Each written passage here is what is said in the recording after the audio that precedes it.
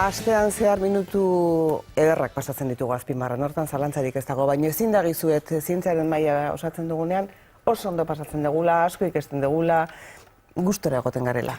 Bai, nik gaur estrenatzen ez, baina gustuko nago. Bueno, Enrik ez dazu, arratsalde hon. Arratsalde hon. Lehenik eta behin iruditzen baldin bazaizu, Faustino Mujika garitan da aurkeztuko dugu. Bai. Eta hortik aurrera berarekin. Bueno, gainera Faustino aurkeztea erreza da, berak azalduko digu gainera oso modu argian zer egiten duen, baina badakizue nolabait gure programa erosaiotxo honen leloa izaten dela matematika edonon, ez? Jentea galdetzen du kalean, zertarako balio du matematika? Bueno, gaur ekarri dugu ingeniero bat, bera Segaman jaioa, baina Beasainen bizi da txikitatik, haunditu zen, baina 4 urtetatik Beasainen bizi da, eta UPV-ko, Euskal Herriko Unibertsitateko Ingenieritza Fakultatean, eskolan lan egiten duan Donostian, eta beraren taldea materialak eta teknologiaren arlokoa da, beraz material berriek eta material berriak zertan erabiltzen diren azalduko digu, eta gainera baita ere, pixkatxo bat, matematikak horrekin zer ikusirik daukon.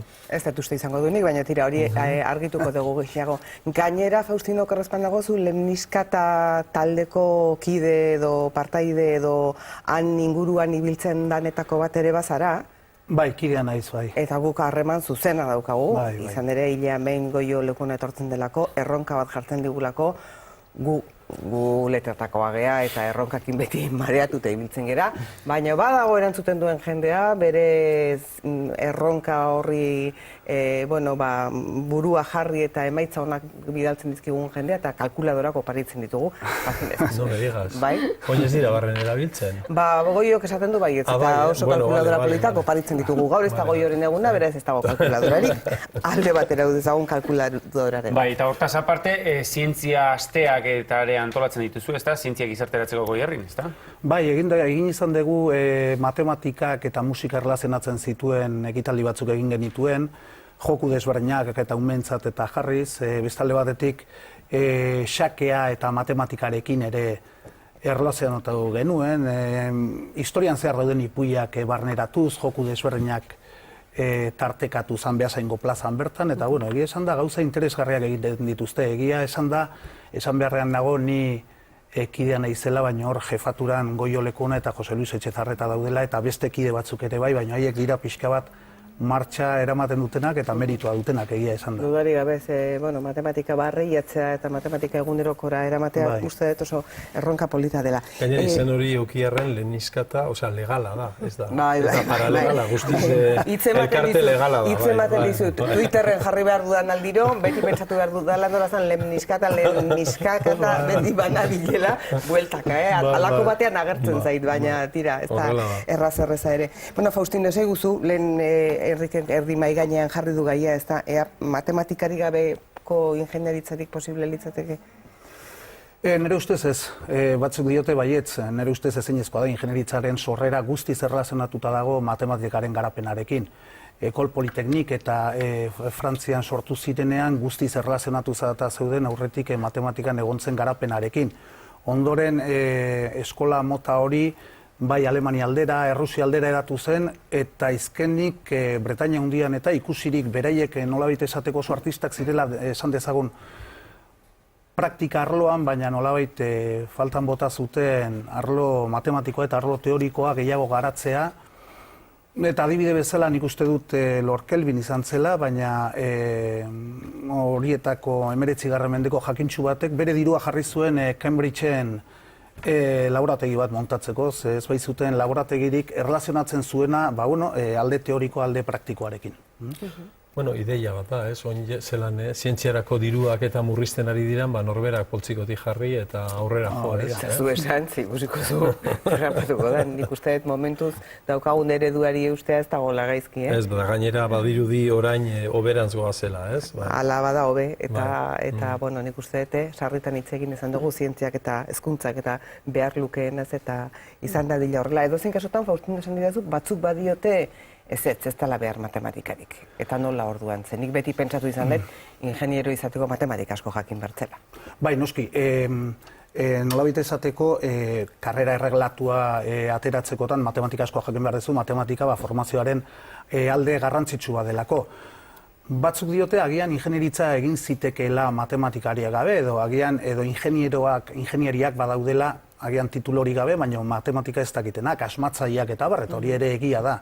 Baina ingenieritza ikasketa akademiko bezala ikusita noski matematikak oinarrizkoak dira, oinarrian daude. Baita ere esaten da, ingenieroak zaretela, arkitektoak neurri batean, hainbat zubi, hainbat eraikin eta hainbat, konturen kalkulua egiten dezuenak, eta orduan haien terrenoan ere sartu zaretela.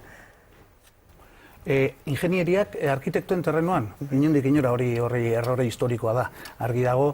Izan ere, zubiak egiten hasi zirenean, lehen aipatu dut Ekol Politeknik, eta hor egon ziren garapen urte horietan, 19. mendean, eta ingenieriak ziren nagusiki zubiak egin zituztenak. Beraz, hori beti izan da ingenieroena, eta gainerako guztia... Ez da korporatibismo kontua, arkitektuek ere egingo zuten, baina kontua da, matematikaria izan, harakina izan, edo ingenieria izan, kalkuluak egiten zekienak zubiak egiten zituen, baina kalkulua haiek erlazionatuta zeuden aurretik egon zen matematikaren garapenarekin. Hau da, zubien konstrukzioaren garapena eta egituren kalkuluaren garapena batera dijoaz, eta egituren kalkuluaren garapena matematikaren garapenarekin batera dijoa. Eta gu nola letretakoak eta historiezaleak eta hola garen, beti erromantikoagoa topatzen dugu, atzera begiratzea eta hemen Enrikek bidalitako papelean Leonardo da Vincien izena ikusi dut, eta hortik zerbait geratzea gaur egungo ingenieritzan? Ez dakit, Leonardo da Vinci lehen adibide bezala esaten nuen, matematikari gabe ingenieritza egon daiteke, Leonardo da Vinci ez dakiz bere garaiko matematika guztiak ziur aski jakingo zituen, baina garai hartako matematikak matematikako purua edo, ez dakit astebetean, baino txikiagoa zen, eta orduan berak arlo desberdinak lantzen zituen, ezta? Berak diseinatu zituen helikopteroa edo urpekuntzia eta abar, ez zeuden kalkulo batzutan oinarrituta, berak ideia zeukan, orduan, ingenieria zen matematikari gabe, agian esan daiteke baietz. Ondoren, matematikaren kalkulo horiek egiteko eta gauzak zehazteko, matematikaren beharra egonda, eta ingenieritza noski izen bezala ere sortu da matematikaren garapenaren ondorioz. Kontua da batzuk eta besteak elkarrekin garatu dituzuela hainbat gauza bestela seguraski egingo etzirenak, ezta? Eta orain abioiak egan ikusten ditugunean eta beste eronetako eguneroko bilakatu diren asmakuntzak ikusten ditugunean, argi eduki behar duguna da elkarlan hori gabe ez zirela posible izango seguraski. Bai, hala da, bai.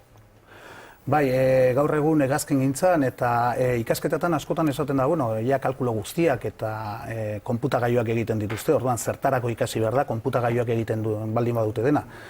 Kontua da askotan jakitea konputagailuek zer egiten duten. Esaten da, emaitza hauek ditut, baina emaitza horiek zergatik horrela irten diren eta interpretatzen jakin behar da. Orduan, noski, harremana gaur egun ikuste dut geroz eta estuagoa dela gainera, arlo desberdinen artean ez bakarri matematika eta ingenieritza, baizik eta matematika, ingenieritza, fisika, kimika eta arlo desberdinak, filosofia, historia, arte ederrak eta arlo guztiak nahazten dira gaur egun. Adibidez, arte ederretako kasuan, diseinuko ofizinetan eta nik uste dut gaur egun arte ederretako geroz eta jende gehiago dagoela, ezta? Beren irizpide estetikoagoak edo barneratzeko produktuetan. Helduko aldiagu, mai gainean dugunari. Ze ekarri diguzu? Niri atentzioa eman dit, pentsatzen dut ikusentzuleek ere galdetuko diotela beren buruei, zer da hori? Txokolatea ez da, nik hemendik ikusita hurbiletik. Hau kalean, normalean karbono zuntza bezala ezagutzen dena da, benetan dira karbono zuntzak epoxi polimero batekin, eta orduan kontua da hemengo hau... Hori material berri bat da, ez? Nola baita esateko, edo noizkoa dugu... Definitu dezagun berria, 500 urte ez ditu gutxi gora bera 50 urte. Ez da berria ere, baina, gure garaikoa beraz berria da. Hori da, gaztea. Eta kontua da, hemen daude zuntzak luzeak dira, eta orduan hemen bi xafla daude, bata horrela kokatuta, eta bestea 80 gradutara kokatuta. Eta hau egiten dena da, polimer hori hasiera batean likido dago, eta pixka bat sinpletuz, prozesua sinpletuz, temperaturan jartzen da, bi xafla horiek 80 gradu osatzen dutenak, eta... Laban bezala, ez? Laban. Bai, labean, prensa batean, benetan, presio egin behar delako, prensa horrek platerak bero ditu, 180 gradutan. egiten da prozesua, eta hau laua da, zera batean laua da. Eskerrak esan duzun beroan, zen niri hotzean esan bat zenit, Beroan, reakzio kimikoak eta lortzeko egiteko beroa erabiltzen da, ez? Orduan, behin ontzen denean, 180 gradutan, hau laua da, xaflau laua da.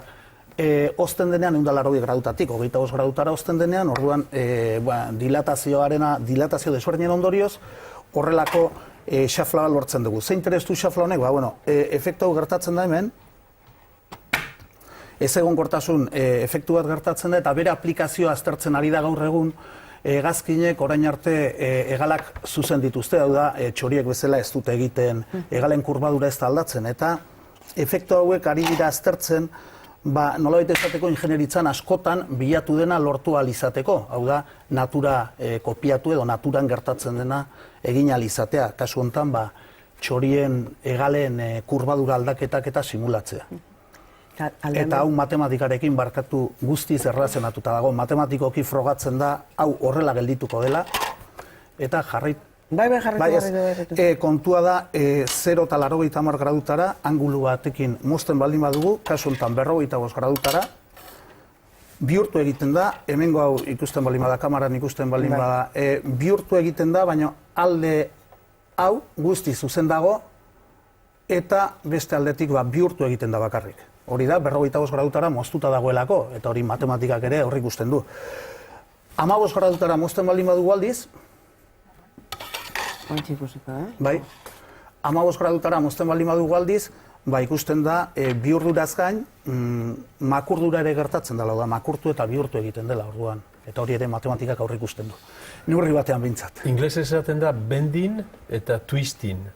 Twisting, daro dakigu zer den, el twist, ez? Garaiko dantza hura, ez? Bueno, zuk esan duen ezagutu, baina garaian jentea dantza hura. Eta bending, bending, baina berekin, ez uberekin, ez? Hori salmenta da bestela. Ez horrela da. Beste gauza bat, nik ez dakite zer ikusia daukan ekarri dituzun material horiek oso arinak dira. Eta, pentsatzen dut, arintasunak ere garrantzia handia daukala, niretzako abioi bat airean jartzea marabila bada, iruditzen zait ikaragarria eta imposiblea, ez da ikusteetan aldiro txundituta geratzen ez, baina airean jarri behar duen edozein, edo hartandoren bizikleta harina bada, eramangarriagoa eta errazagoa izango da, pentsatzen dut materialak nola arindu ere izango dela beste erronka batzuentzat. Material hauek harinak dira eta kontua da beren pisuarekin konparatuz beren ezaugarri mekanikoak, beren zurruntasuna, beraiek hausteko duten erresistentzia eta oso egokiak direla pisuarekin konparatuz. Eta erronketako bat, eta nagusik hegazkin gintzen, hegazkinak harinagoak egitea da. Momentu honetan Airbuseko A350 eta Boeineko 787 uste du direla, euneko 50, beren euneko 50 gutxi gora bera horrelako materialekin egiten da. Hori erronka bat zen duela urte batzuk eta hori lortu da. Baina material hauek dituzten propiedade berezi hauengatik ere beren arazoak ere badituzte. Hau da, ez da materiala hobea edo okerragoa den.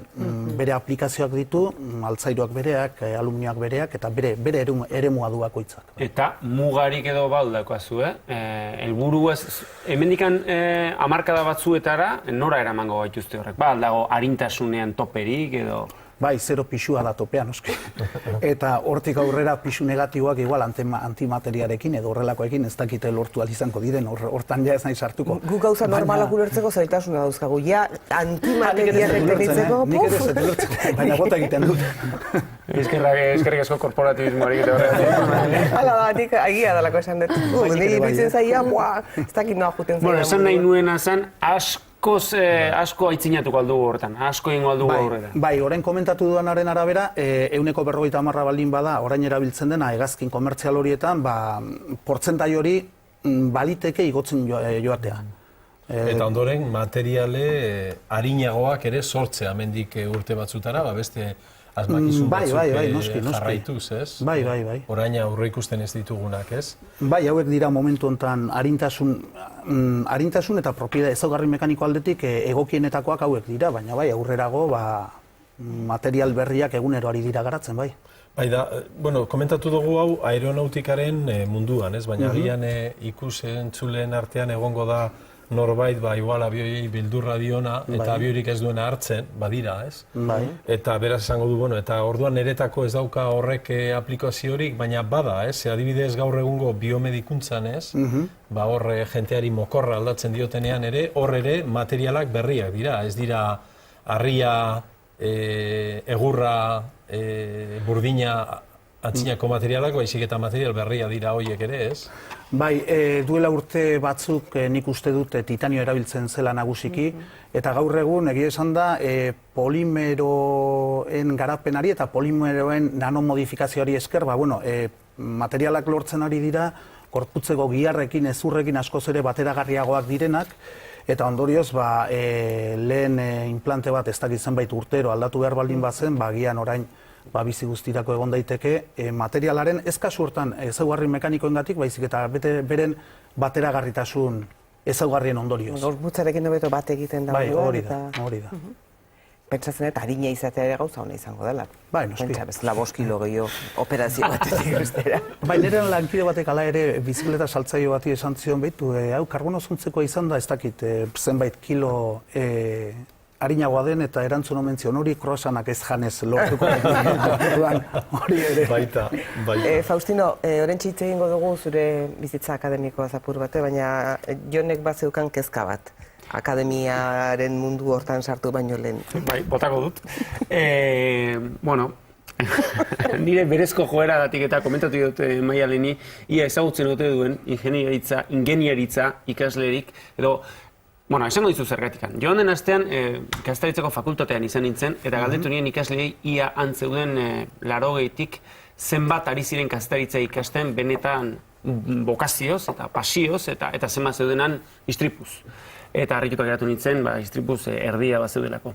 Eta jakin nahi nuena zen, ingeniaritza ikasleen artean zenbatek duten pasio suarrori ingeniaritzaekiko, eta zenbatek aukeratzen duten, agian etorkizunean ateak ireki ditzazkeelako, edo beste motiboengatik. Nik besten kasua, portzentairik ezin dizut eman noski, baina nik uste dut ingeniaritzan bokazioak egon badaude, egongo dira bokazioak, baina agian beste kasu batzuetan, baina gutxiago esan nahi dut. Mediku batek agian bere bokazio oso argia du eta bere lana oso definitua da, ez? Mediku baten lana eta berezitasun bat egiten baldin badu, bere lana oso definitua da. Ingeniaritzaren kasuan eta neure kasuan ingenieritza ikasketak aukeratu baldin banituen pixka bat aurkakoagatik izan zen, bere aukera zabaltasunagatik. Esan nahi dut gero lanerako aukera anitzak ematen dizkizulako. Irakaskuntzat ikasi, enpresa industrialetan jarraitu, komertzialak, esan nahi dut Tatxari gabeko, erantzun razionala eman diazu. Baina apasionatuta zeundelako. Baina apasionatzen hau momentu honetan. Baina bazeunden hori da galdetu dira. Norbait joaten? Bai, gertatzen dana, niri matematikak eta fisika eta horrelakoa gustatzen zitzaizkidan, eta orduan alde hortatik, Hoixe du, guritzi zizkigu gustatzen, eta orduan Ikasi nuen egin zendun, Donostian bertan, edo? Nik ikasi nuen Donostiako Nafarroako Unibertsitateko eskolan, ingenieritza eskolan. Orain Teknunden eskolan. Orain UPen kampus ezberdinetan dago banatuta ingenieritza, ezta? Bai. Eta, pixka bat pentsatzen dut eskaeraren arabera, eta beharren arabera, eta kontu ezberdinaren arabera, leku batean, edo bestean, edo hirugarrenean, edo bitan, edo egongo dela banatuta, ala? Bai, gradu batzuk, titulazio batzuk errepikatuta daude, bai Araban, bai Bizkaian eta bai Gipuzkoan. Gero Gipuzkoan gainera bi eskola daude, Donostiakoa eta Eibarkoa, baina Eibarren gradu berezi bat ematen da energia berriztagarriekin zerikusia duena, eta orduan hori ez dago inun errepikatuta. Baina adibidez, ingenieritza mekanikoa hiru kampusetan dago. Baina hiruretan eskaria batean, igaz ez dakit hiruretan bete zen, baina eskaria handia denez gizartearen aldetik, alde hortatik mantentzen da. Beraz, bokazioak badituzue? Bokazioak edo jendea gogoa duena hori egiteko, badago, bai. Hemen ikaslean daukagun ikasleari, maian daukagun ikasleari galdetu beharko digu. Galdetu dizu, galdetu egun.